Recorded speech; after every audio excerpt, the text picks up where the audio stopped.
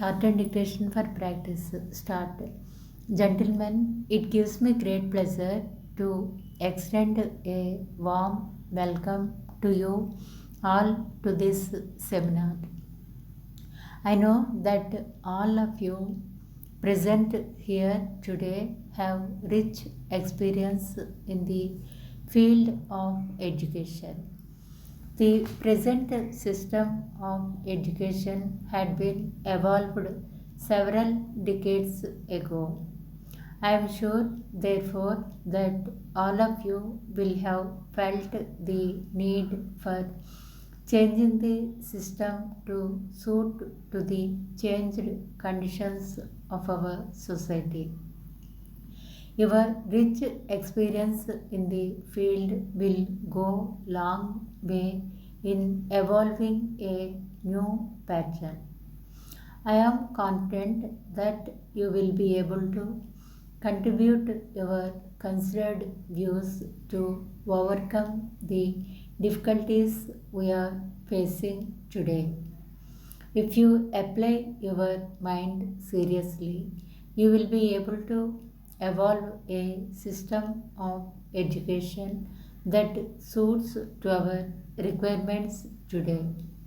I know that it will not be possible to bring about any reformation immediately, but with your cooperation, I am sure it could be done in the near future.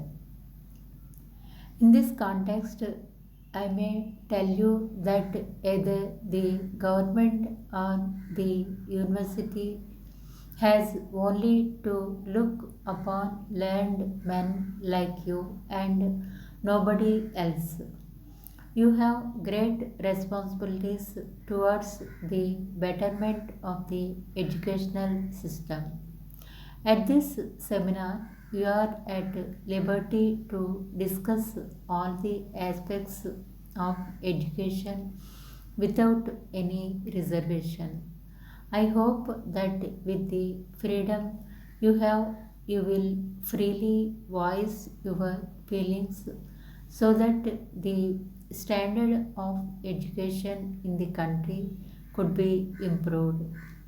All your opinions in this regard would be considered at a higher level and final decisions taken for implementation.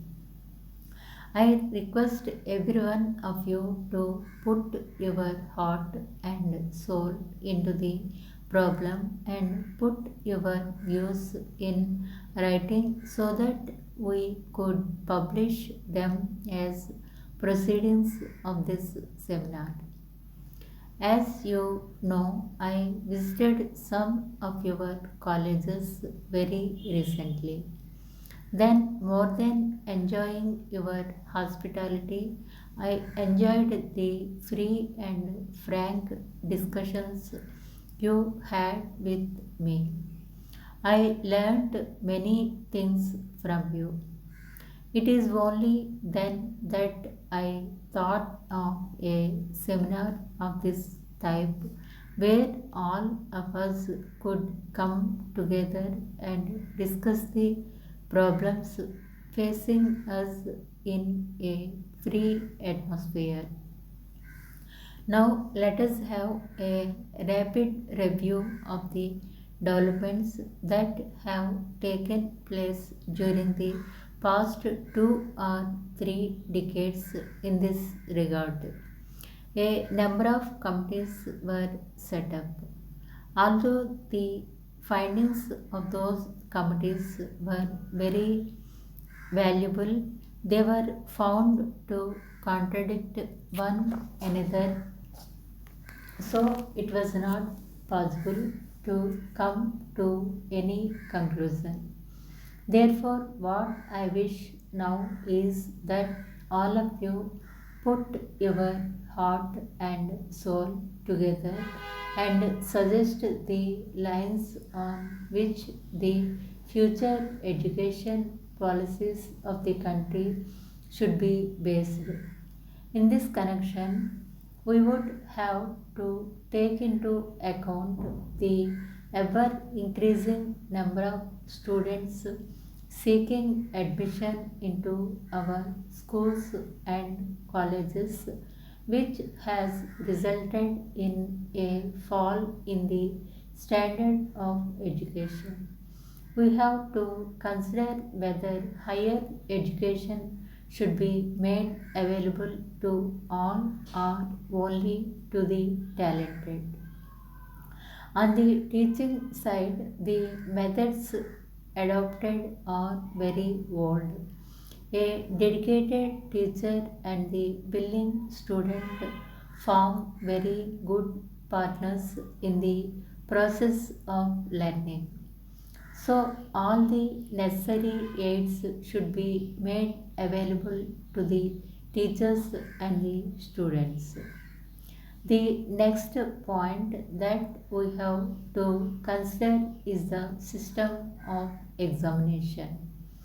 In the opinion of many eminent men, the present system of examination only tests the memory of students and not their talents.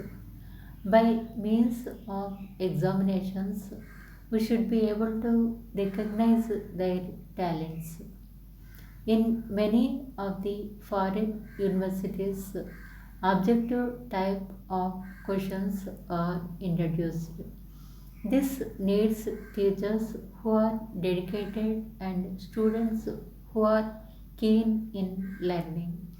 The teacher would have to prepare proper questions and also make a correct assessment of the answers. On account of the increase in the number of students and the limited number of trained teachers, this method cannot be introduced in our country. However, we have to review and reform our examination system.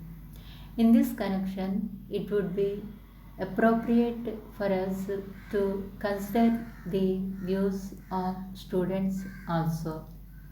This would leave a deep impression in the minds of the students and make them realize their responsibilities towards the society and the nation. Sir, it was reported in your columns just 2 days ago that there was some labor unrest in one of the private factories in the city.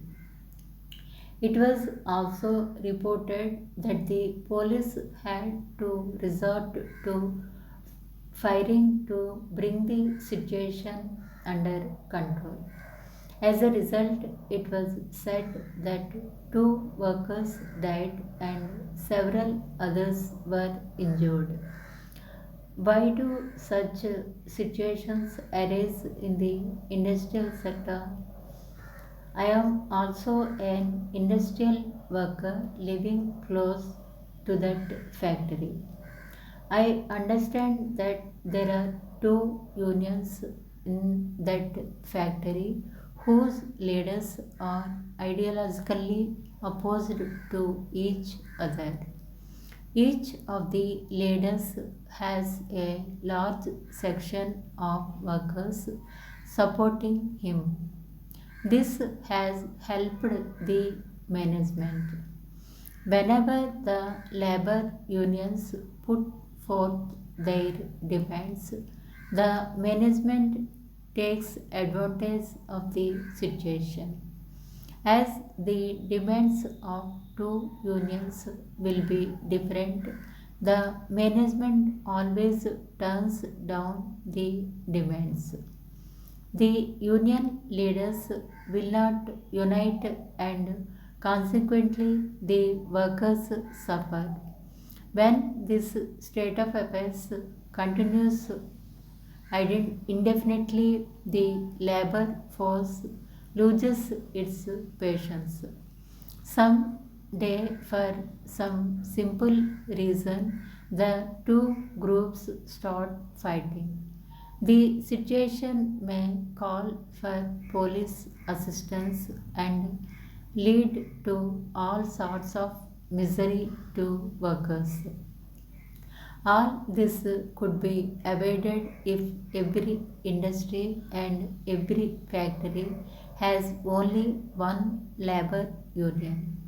Such unions would be strong and could negotiate effectively with the management to get maximum benefits to the workers, both in terms of money and facilities. Even strikes could be legal and peaceful. The police, the public, and the legislators would all sympathize with them. The management would be helpless. It would then be compelled to accede to the demands of the workers substantially.